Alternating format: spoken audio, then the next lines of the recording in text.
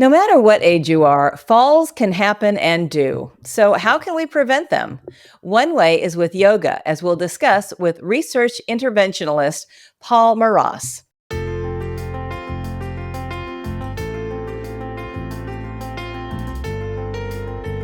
Welcome to Stoughton Health Talk, a podcast from Stoughton Health. I'm your host, Maggie McKay. Thank you for being here today, Paul. Well, thank you for having me, Maggie. So, how do falls affect individuals? They can affect individuals in many different ways. The number one way is that they can increase their risk of death, accidental death. So falls in Wisconsin are a pretty big issue. And in fact, we're the number one state when it's related to accidental deaths related to falls. But they can also have many effects on decreased quality of life. So one of the things that we track with falls and the effects of falls is when people have a fear of falling. So if they've fallen once, then they may have a fear of falling again. And that may decrease their desire to go out into the community, or it may increase their concerns with doing activities that they normally might do, like walking or gardening. And so their quality of life can be decreased. And what do you see from your vantage point and expertise as the impact of falls in general?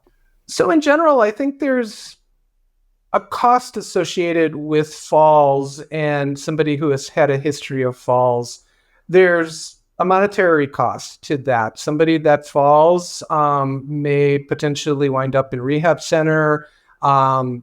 There's a cost, though, also to the social aspects of having a fall. So somebody that falls may not be as inclined to go out and do things that they normally did, going out with friends, going out to coffee because they have a fear of falling, or it's potentially that the fall itself has impacted their health, correct? I mean, they might have issues related to having fallen. They might have issues with knees or hips or whatever might be associated with that fall. And so there's an impact with sustaining health and continuing to do the things that they like to do. I think there's also a family dynamic that is involved with the impact of falls. One of the things that we'll see many times is people that have fallen won't often report it to their family because they're afraid of what that might mean to them, as far as if I report it to my family or I report it to my doctor that I've fallen or I have a tendency to fall. They have this fear that they might be put into an assisted living or taken away from their home. So there's a lot of different impacts that happen with falls. And how do you approach fall prevention? So in my little world, I approach fall prevention through research. So I work with the University of Madison on we've done 5 yoga research studies focusing in on falls and also social isolation. And so what I'm really coming from is the standpoint of trying to create some different programming around fall prevention, specifically including yoga. I've done, as I said, 5 different research studies with the university, and I've been doing yoga personally for over 30 plus years. I've been a teacher for 25 of those years. And I really see that the impact yoga can have on allowing individuals to feel comfortable in their body to begin with, and then understanding what they can do from a healthy standpoint, utilizing yoga to maybe impact falls. And what have you discovered about yoga's effect on fall prevention while doing that research with UW-Madison?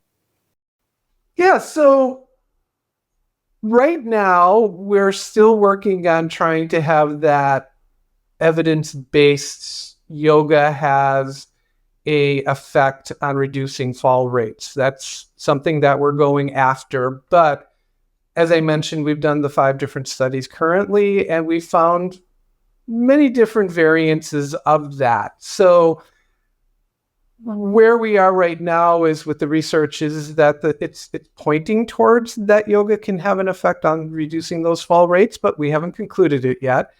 But we're finding is that yoga itself has been looked at in regards to having an effect on balance. It's been looked at as far as have an effect on strength and then also gait. And those are three components to fall rates. So somebody that is prone to falling may have poor balance. They may have strength issues. They may have also the way that they walk. Their gait might be affecting it. What's interesting about the research and specifically around yoga is that, I think it's kind of logical that yoga has an impact on balance, because that's a lot of what we do. A lot of the yoga poses and yoga itself is involved in balance, but somebody can have good balance and still fall a lot, or vice versa. Somebody could have poor balance, but they don't fall a lot, right? So we're trying to look at the overall impact of yoga and its effect on those fall rates. But we're also finding that, and I had mentioned this earlier, the social connection, the social impact.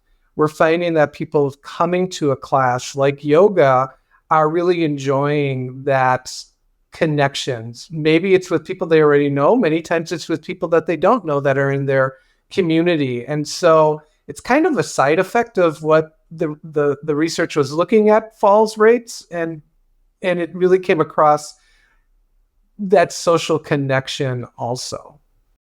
Are there some simple yoga practices that we can do to help us prevent falls?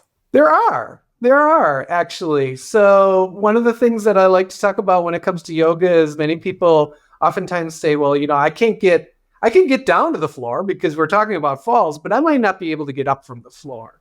And so when we're looking at the research, what we're really trying to do is create some accessibility for people. Is this something that they can do?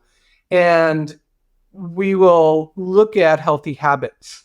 So are there things that they can do outside of the yoga class? And so these are things that I think anybody can really do in their daily life, assuming that it's safe. We always want to be safe. One of the things that I would point to that is easy to do is to connect with the 4 points on the bottom of our feet. So in yoga, we'll talk about these 4 points. And in fact, I have a diagram here that if you want to see, and we'll see if we can do that. There's a foot, and there are the 4 points at the bottom of the feet. So there's one at the base of the toe, one at the base at the little toe, and then 2 points in the heel.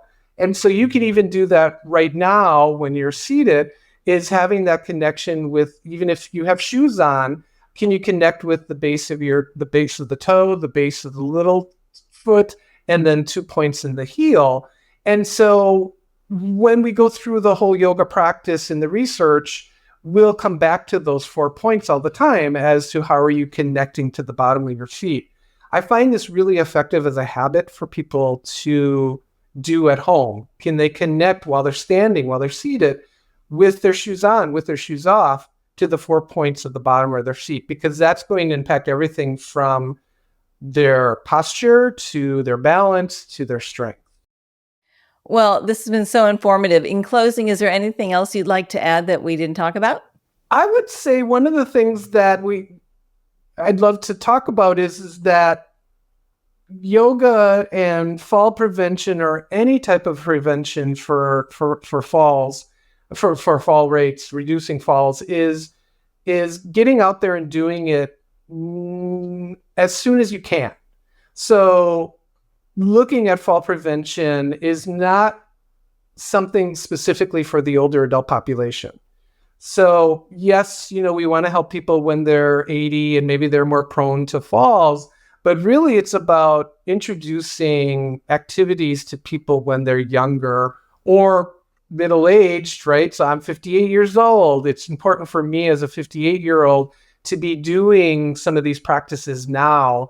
It's about muscle memory. It's about creating those habits now so that when I do turn 80, I can rely on them. So I I really think it's important that people not look at falls as just something that happens to older adults. It's something that happens to all of us. And so how can we think about it now, preventing it and working with exercise or whatever it might be that we do to create balance, strength, and gait? Well, this has been so much fun to talk to you and to learn more about the connection between yoga and prevention falls. So thank you again for being here and sharing your expertise.